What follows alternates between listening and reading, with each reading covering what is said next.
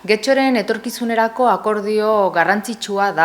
EAJ-PNVk, PS Euskadiko Ezkerrak eta PPk lortutakoa 2025erako udal aurrekontu orokorraren onarpena errazteko. Itun honek erakusten du beste behin ere Getxoko herritarrekiko dugun erantzunkizun kolektiboa, interes orokorrari lehentasuna emanez eta gure udalerriak dituen erronketan aurre egiteko beharrezkoa den egonkortasun instituzionala bermatuz. Akordio honek indartu egiten du elkarrizketaren eta lankidetzaren aldeko apustua.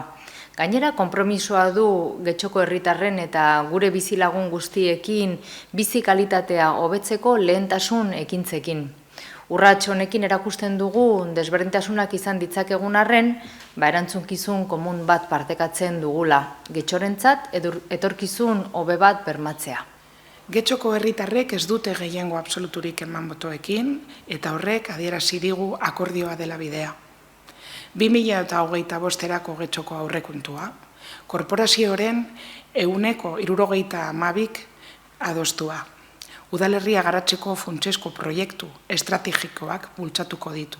Gobernu taldearen legegintzaldi planaren barruan jasotakoak. Lehentasuna emango diegu irisgarritasuna hobetzeko ekimenei, hala nola arrapalak eta igogailuak, mugigortasuna hobetzeko hiribusarekin eta areetako aparkaleku publiko berri batekin, eta mendekotasuna duten adinekoei arreta hobetzeko, etxebizitza komunitarioko eta eguneko arreta plaza berriekin.